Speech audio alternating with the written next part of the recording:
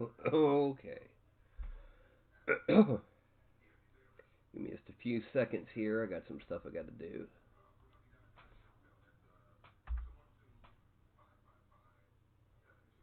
I got to do.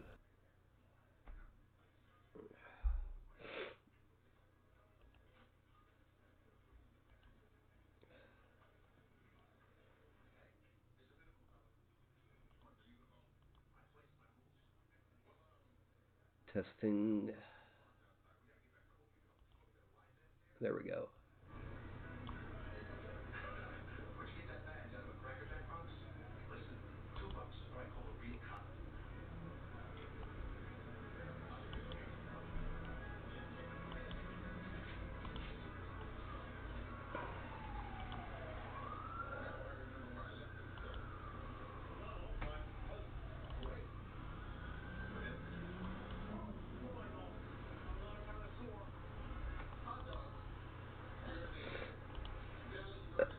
Okay.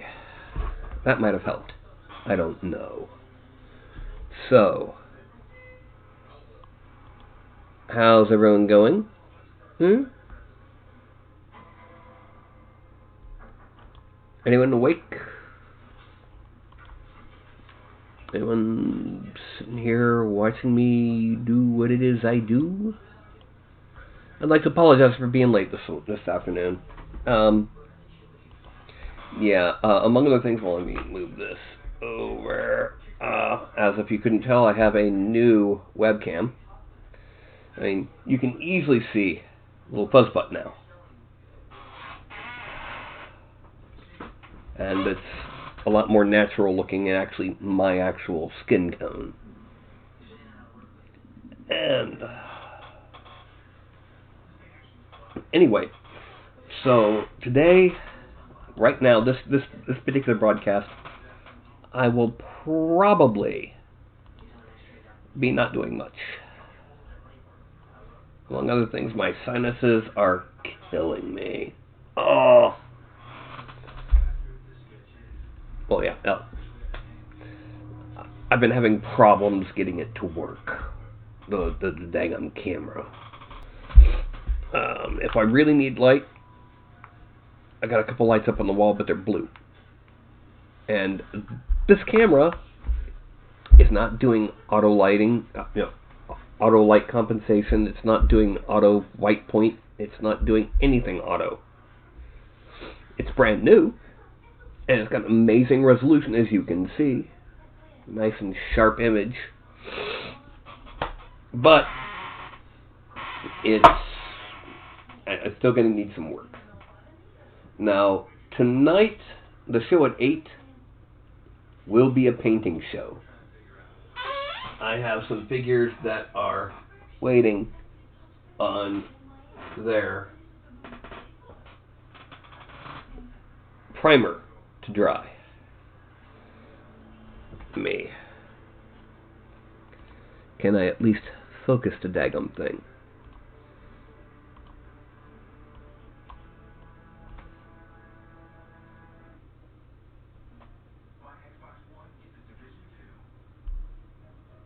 No. I can't focus. But that's still pretty good, pretty accurate what you can see here. You got a savage orc with a muckwaddle and a stone sword. You got a orc cavalry with the shield with fangs and a spear. You got an orc bowman sitting there and preparing to shoot, wearing a vest with a bit of a fancy bow. And there are two more currently on the printer. It'll be printed and ready about the time the show comes. And this is two more of the bases, straight off the printer, not yet removed from the sprues or supports. Crunch, crunch, crackle, crackle. Crunch, crunch, crackle, crackle. Base. Just remember, whenever you're printing out these things, There is a moral imperative that when you are done, you hold them up and go, all your base are belong to us. And you can see even though it's mostly clear, you can see the bricks and the detailing and the sand. Yeah. So anyway, a couple bases. But right now, tonight, or right now this afternoon, it'll probably be more discussion of what's coming. No. Calm down. Calm down, little baby girl. Okay.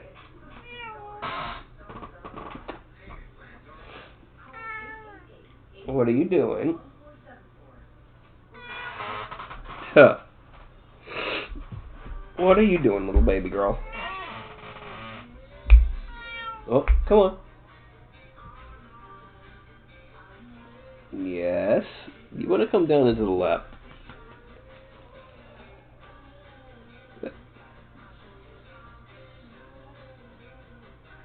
Get a load of her. Yeah. Come on.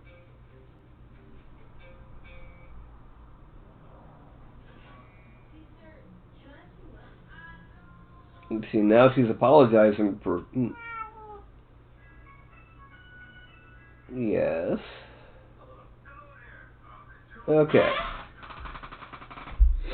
So anyway, this is Shinju. She's normally asleep most of the time. Do you mind? Come on. Loop around. Go to sleep. Yeah, sweetie.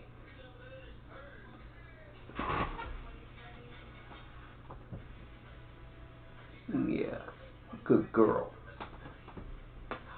Alright, Ralph. Carlton, come on. I know there's people here who want to see you now. Anyway, the rest of today's show is going to be mostly just planning. There are those who are going to be watching this after the fact, and don't forget the whole like, subscribe, bell icon, so when I'm late, like today, bam, you get the notification that I'm online. I am ready to broadcast. Yeah. And then Anycubic. Anycubic is like magic for miniatures, as I just kind of, demonstrated. I will discuss something I'm going to be including in the instructions that come with the orcs. It is my recommendation that rather than print pieces separately, load them in together into your modeling program of choice and rotate the arms and the head and the torso as you will. At the very least, put the arms, head, and torso in at the same time. Because I've noticed that while it does fit perfectly, we do end up with cracks, seams that would not be there if they were fused over each other. The other problem that I have, it takes a lot to get the orcs sitting on their saddles. They do it, but it's again probably better to load the saddle and the boar at the same time. Sorry, the orc's legs and the boar at the same time and load them up as one piece. Now, sinuses. Yes. Okay, Ralph, come on. And here we have Ralph. Ah!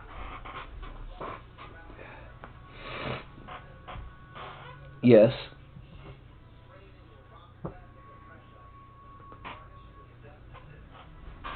Now, the current plans for what's coming. It will probably be about another week and a half before I can even think about putting the orcs live in the Kickstarter. At least. So, at least a week, maybe two. Because I gotta have plenty of orcs printed out and painted. Photographs taken. I've gotta have the renders done of every single piece. So you have like a little guide. What are you doing, Buzzball? What are you chasing after? Is there a housefly in here? Is there a housefly in here? Yeah, I think there's a housefly in here. Either that or she's upset that Ralph is here. Alright, little buddy. Come on. Go on. Good boy. Now, let me go ahead and remind people that I am live. Alright, so first place is promo.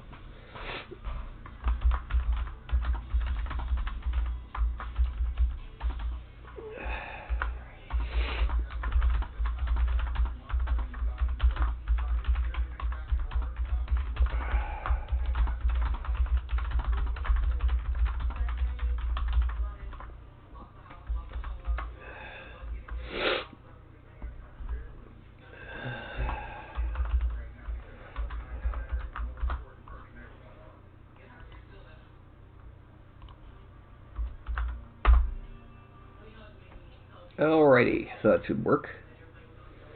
And once again, I only have two people. It's me and TJ.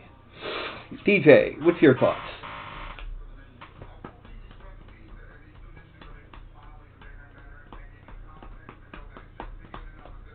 Any?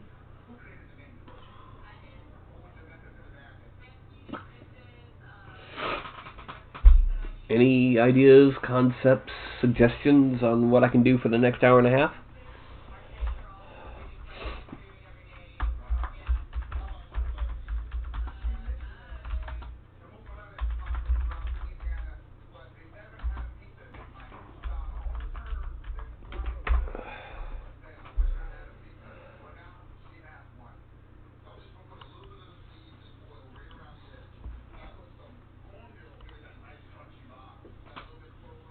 Oh, that's...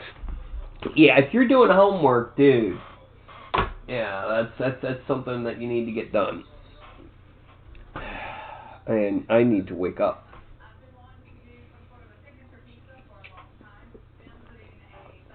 Yeah.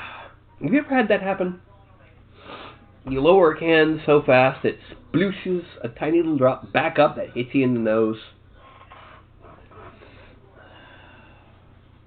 Yeah.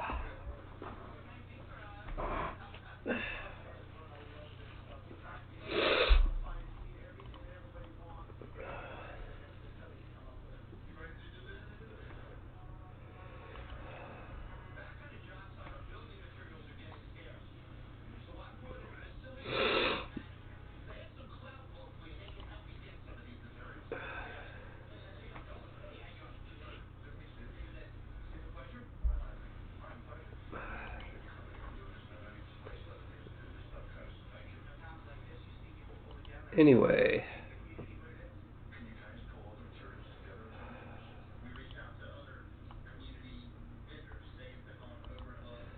I'm currently trying to find...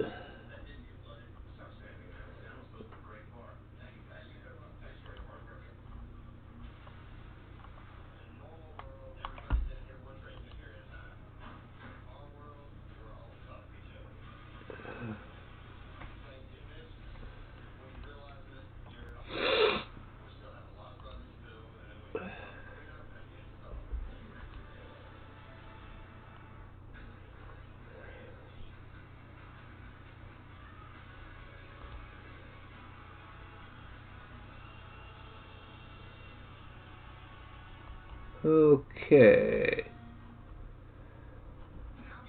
Well, anyway. We got someone else. We got 3. So, I have about an hour and a half of what to do. I'll go ahead and show what you really should be doing when you're making your loading in your figures. Okay, with the orcs, what I would do, I would start off by loading in a torso. Let's go with a quilt shirt. This is a typical torso. Now, pardon me, my sinuses File, import, and then let's go ahead and make him a smiley guy. Yeah. Now here at default it loads in nicely, but there is a very faint gap here, so we're going to Z translate it -0.1, just enough that it overlaps a little and fuses solid. Now we're going to import a right arm. Let's go ahead and make it a left arm. Let's make it a shield.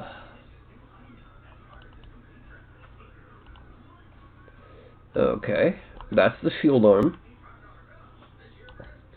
And now we need to hide that. We're going to go to our right view, zoom in, and move the center point. The center point is generated every time you load in an object file. We're going to move it to about here. Okay. Now, we're going to load a new shield. Let's make it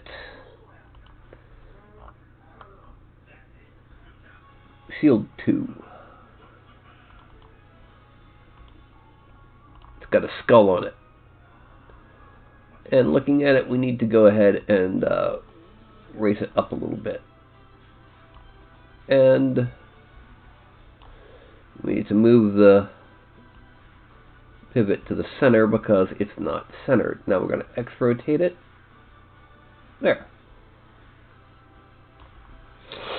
And then we're going to make sure that it fuses with the hand by making it overlap just a little. Now we're going to parent it. And now we can pivot that shield arm. Same way we could as if we were assembling it from a set of parts we had printed. Okay, now we got a Ralph again. No, down boy. We're going to load in a weapon. But we need to X translate it -0.1. Just enough so it starts to overlap and there is no gap. Now we need to load the right arm. File, import. Okay, for the right arm,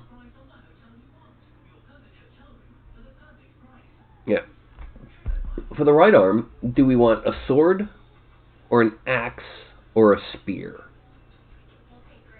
We have stone swords and stone axes and mahuatls, but those are better for the savage orcs like this guy. So sword, axe, or spear.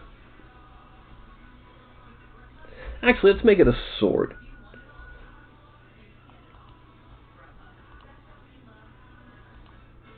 Oh, that's the left arm. Oops. We need the right arm sword.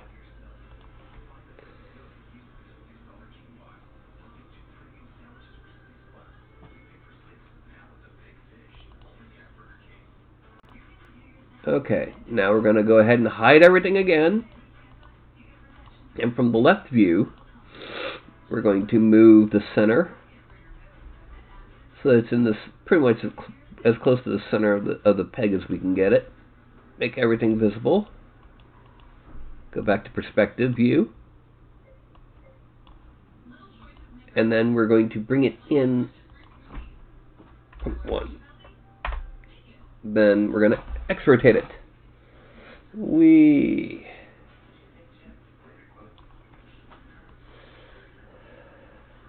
Okay.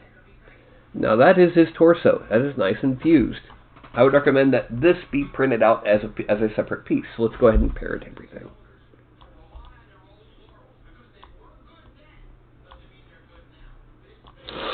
Okay.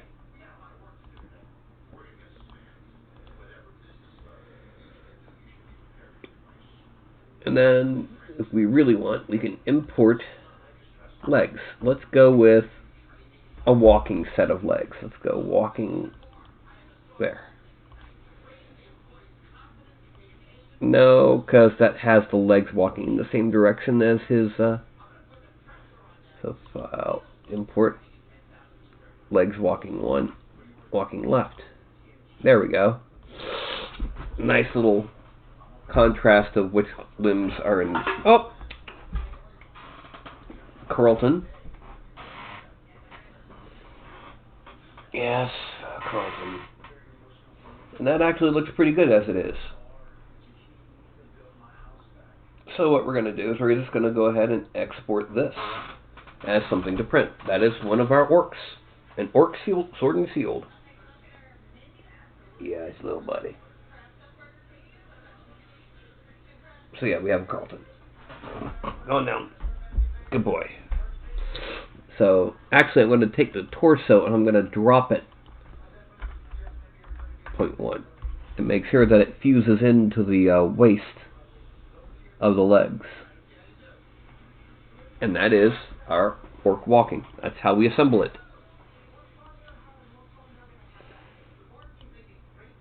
Yes. Now, file, export. I'm going to save this into our promo renders area as orcprint09. Because I'm going to need a whole boatload of these. Some of them will be on the round textured bases, like this one. Some of them will be on round flat bases without all of the texture bits. And some of them will be on flat textured bases, and some of them on flat bases without the texture. Alright, so this is our happy little orc. With his skull shield, choppy sword, quilted shirt, and chainmail skirt. Yay!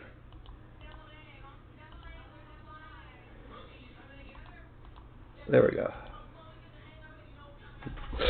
Sorry about all that. Anyway, if there's anyone else in the show, please feel free to speak up. Right now, it's a state where I kind of need people to talk. Because the original plan was to be already painting right now, but the primer still needs to dry on some of these, and I got a couple others that are still on the printer. Oh well. Welcome, Josh. Like I said, the original plan was that this would be a painting stream. Yes, I've got quite a few paints here.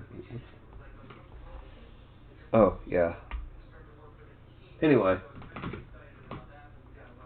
But technical issues. Oh, welcome, Grasshopper. When you can snatch the paint bottle from my hand, then you'll be able to snatch a paint bottle. And I'll ask you to give it back. Oh, and that reminds me. I picked up a new shade of red wash. Gotta put up here.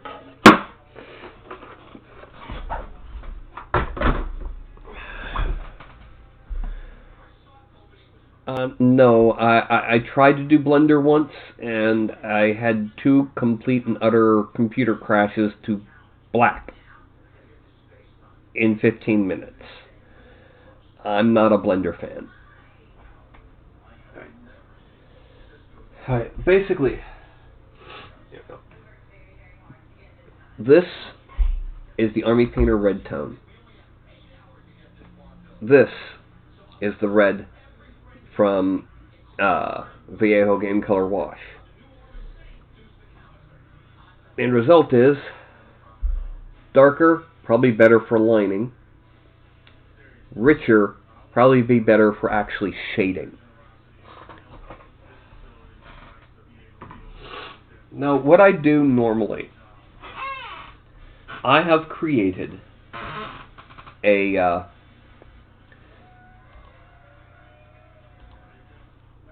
humanoid figure.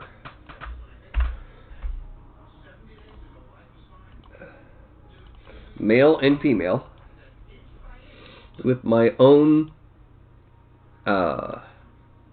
geometry.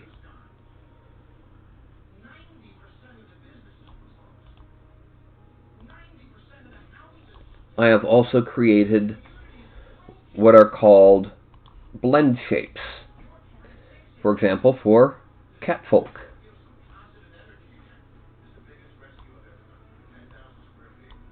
For dragonborn. Dwarves. Elves. Halfling. Orc. Ogres. Yeah, that's kind of big. Trolls. Turtle without the shell. Also, let me turn off the smooth torso. And to deal with the torso with the shell, we actually have a turtle shell prop that auto loads. So here is our turtles. Yeah. And so then I'm going to take the figure, go to our poses, sample poses, and go to a sword and shield pose. And look, we have a turtle in the sword and shield pose. But the shell needs to twist, but that's beside the point. Well, we can go ahead and let's drop the turtle down to 0. Let's make it a kobold. Kobold sword and shield. Make it a goblin.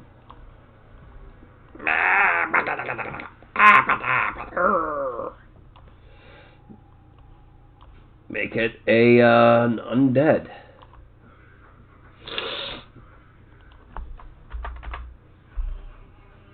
So I can then take it and like bend bits,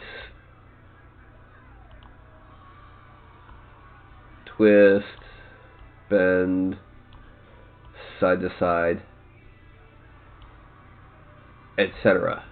That's a bit exaggerated, but I then take them into ZBrush and sculpt.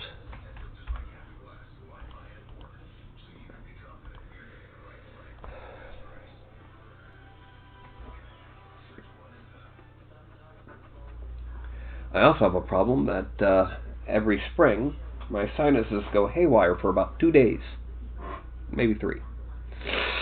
It's right as the barometric pressure crests a certain point locally.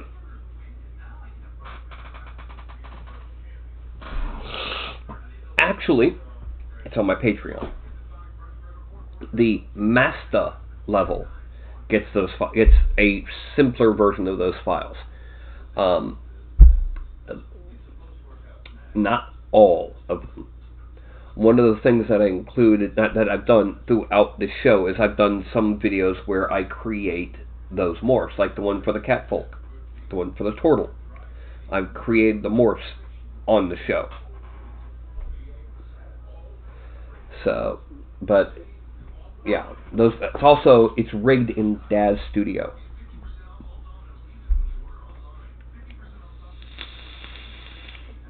I do my modeling in 3D Studio Max. I do my rigging and morphing in Daz Studio. Also, that's where I load in the props. Daz Studio has a fancy thing called Smart Prop. Let me go ahead and go back there. Let's load the guy back in. And let's give him a new pose.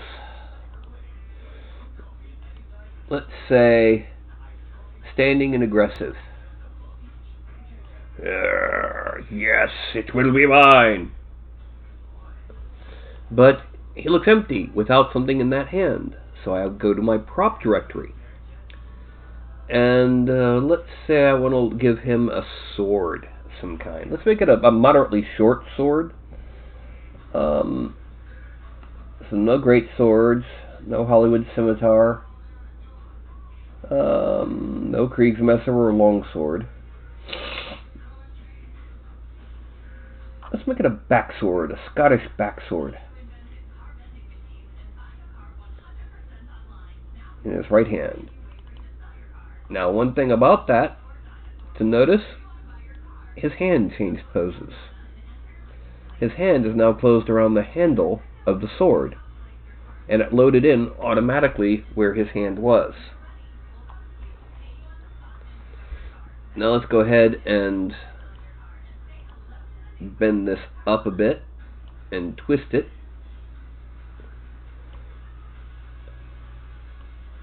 Bring his arm forward. I now go back in, and for the same thing, let's give him a Celtic style arming sword. Oh, look, there it is. It loaded in the right spot to be in his hand. Yay. But now we want to make sure that when we sculpt on him, he looks like he's wearing a kilt. Well, that's under clothing. There. Or that's the bottom half of a tunic. Anything that covers up the crotch area with loose hanging cloth. Or we decide that we want him to be a full-on wizard. Well, he's got robes. And then we decide that we also want him to have a helmet. Okay, let's give him a Greek helmet.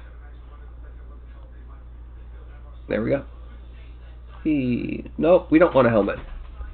But we do want a coif. Oh, I forgot to select him. Then we load in the coif. And there, he's got a coif on. We can then, once we get it into ZBrush, give it a chainmail or scale pattern. And now let's say that we want him to have a beard. Well, there we go, beard.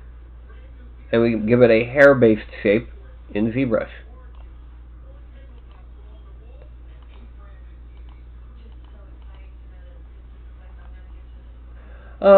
Pretty much, although it's a little bit more versatile and a little bit less versatile. It's a little bit more versatile in that I'm not limited to a preset number of poses. I can make any kind of pose. Like if I wanted, I don't know, let's say I wanted a goblin to be diving down from a high pinnacle and landing point first with his spear, I can do it. Get that. Yeah. I'm not as versatile because I simply don't have as large of a backlog of items as Hero Forge has. On the other hand, with basic shapes, I can make them more complex by sculpting on them. For example, oh dagnabbit, I've got them all in my box, which is outside. Okay. I've got 3 different characters that are holding a basic Viking broadsword. One of them, the broadsword has runes written into the fuller. Another has little spikes pulled out on the blade to give it kind of an icicle look. And the third has the basic shape. All 3 of them are holding the same sword, but they look different on the different figures enough to be different swords. So, yeah. See, I've been painting since 1984. I've been sculpting since 1998. And I stopped sculpting with putty in 2001. I stopped painting in 2003, restarted last spring. So, in about a year, I got this much. As well as this. And this. What these are, mixes of distilled water, matte medium, and flow aid for different purposes. This mixed with inks or paints to make a wash akin to the infamous Nuln Oil and Agrax Earthshade. With this, higher medium, lower water makes it become a glaze to where you're not thinning it down to sink into the grooves, rather you're making the pigment more transparent so you can use it to tint the overall figure. Case in point, this is an armor wash I made. Where Nuln Oil, infamous Nuln Oil, is kind of a brownish black. My Armor Wash is more of a bluish black. So the end result is, I mean, you can see the slightly brownish tint on the bottle. It's actually capturing it properly. Mine is a little, the bottle's a little opaque, but it is bluish. Also, these bottles are pretty cheap. They're a little bit heavy, a little bit bigger than the where your typical Viejo is 17 milliliter. These are about 30, a little bit more than twice the size. Anyway,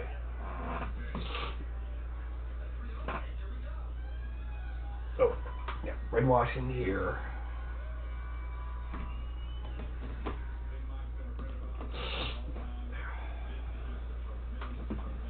Anyway. Oh, thank you. I should note that I am working on orcs. Lots and lots. The current tally, without posing the arms or heads or the torsos, there is a potential combinations, also not counting the different boars for the riders, potential combinations of over 6 billion, or almost 6 billion orcs. This is literally something I whipped up. I just made a silhouette, truncated it, printed it. Bang, done. It's for larger figures. And for not so large figures, I use craft paint bottles. So nice firm grip, and I can just, and I use blue tack, well, sticky tack, to keep the figure on there.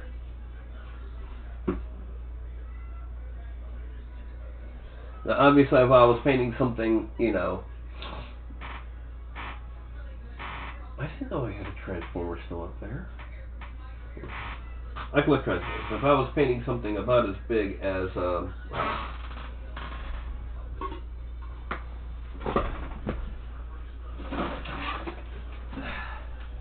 this, obviously I would not be using Vallejo paints for something this big.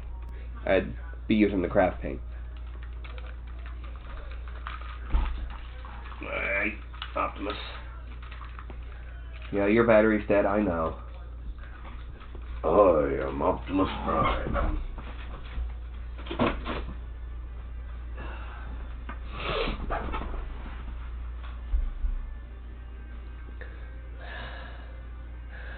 See, the only advantage of the Games Workshop paint handle, in my point of view, this is just from what I've seen, I have never actually held it in my hand. Oh yeah, that's my USAA paperwork. Is that it can grip various size and shape bases. So,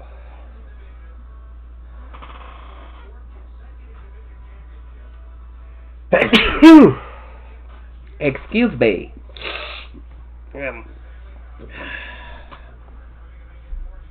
I've seen all sorts of variants of paint handle, and I really, as much as I think some of them are cool,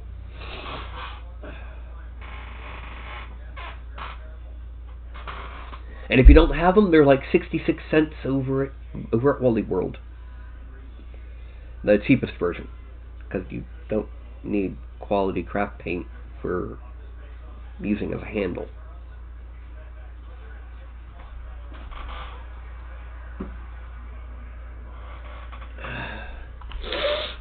Excuse me. Anyway, but the plan for tonight, I have 2 more figures on the printer I'm going to be gluing to these bases and priming up. And hopefully they'll be primed in time, because I'll be showing you how to do a mass painting. At least how I do a mass painting. Simply because when you're painting 4 critters, you're painting the green on this one. By the time you get to the 4th one, you can do your 2nd coat over here.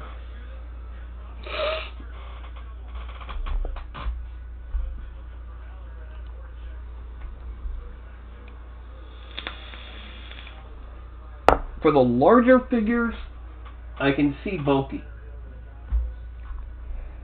I mean, that's kind of bulky. But it's in the right spot, right size.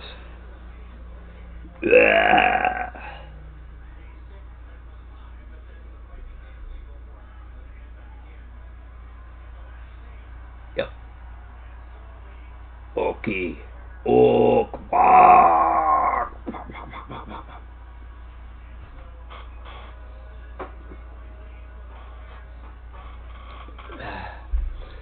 and see, the thing is, I live in Memphis, Tennessee. You may or may not know this, but just about 10 miles southeast of me, within the city limits, yes, Memphis is sprawling, is the North American production and distribution hub for Games Workshop, with attached battle bunker. No, I cannot do Space Orcs, because that becomes a copyright nightmare.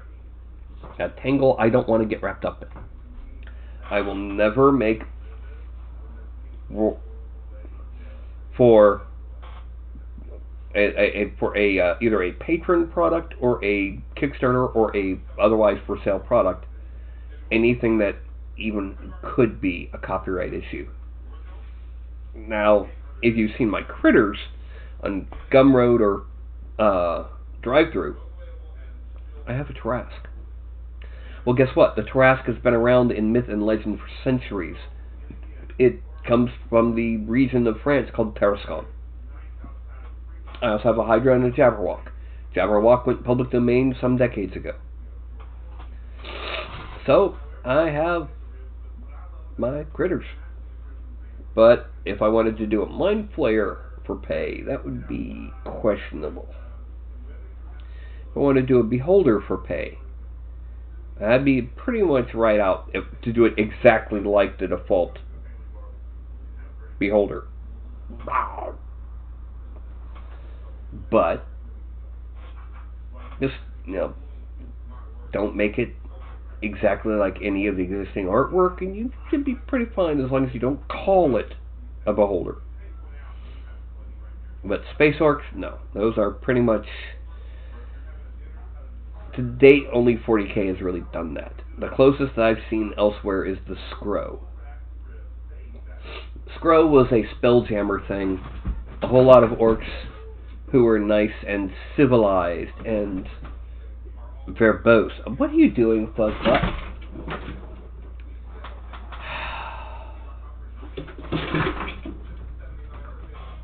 Hard to believe that little Fuzzbutt up there is 14.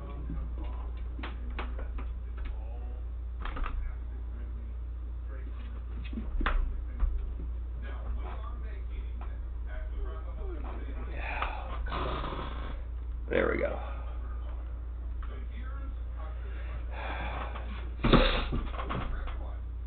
See?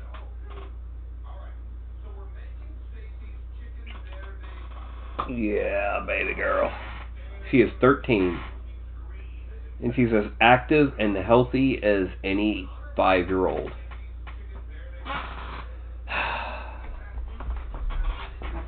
I love my baby girl. I know. I know. Yeah, sweetie. What was that for? Yeah. Anyway, that segment was for those who have only ever seen Shinju just laying around on her bed. Anyway, it's looking like it's 2:06. There's only a couple people in here, and I've given a basic bit. I'm going to end up editing this broadcast at one point to, well, focus on the section where I loaded in the orc parts and posed them as in blah, exported it. But there will be stretch goals. I said this will be a Kickstarter. And hello, I see we have 2 more people join in. The orcs will be a Kickstarter.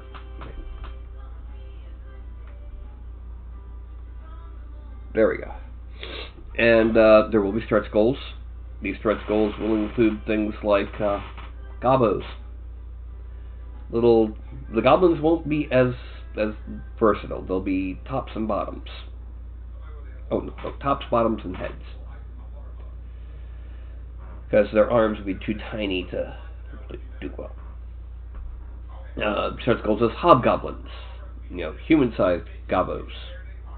Stretch goals as things like terrain pieces, siege engines, orc siege engines, officers, so that if every stretch goal gets hit, you'd have enough there to make a full orc and goblin army. If you happen to be using one of the older editions of Warhammer, then fine by me. Oh, another option is 2-handed weapons, which those pretty much have to be loaded in instead of printed separately because you can't stretch resin without breaking it. Anyway, so I'm going to be going ahead and calling it an afternoon. My sinuses are saying, stop. Stop. So, what's going to happen, I'm going to go ahead and hold up my hand. I'm going to count from 5 to 1. When I get to 1, I'm going to say something goofy and go, and that'll be my signal to myself to cancel the broadcast, because there is a 10-second lag that YouTube puts on here, and I need to be able to see that lag to make sure I don't just shut down in the middle of talking to y'all. Well, anyway, tonight at 8 Central Time, I will be doing a painting stream. I will be painting these orcs, and possibly 2 others. So, that's going to be a 5, a 4, a 3, a 2, and a 1. Sinuses are the worst things inside your head. Unless, of course, you have voices that tell you to kill people. Good night.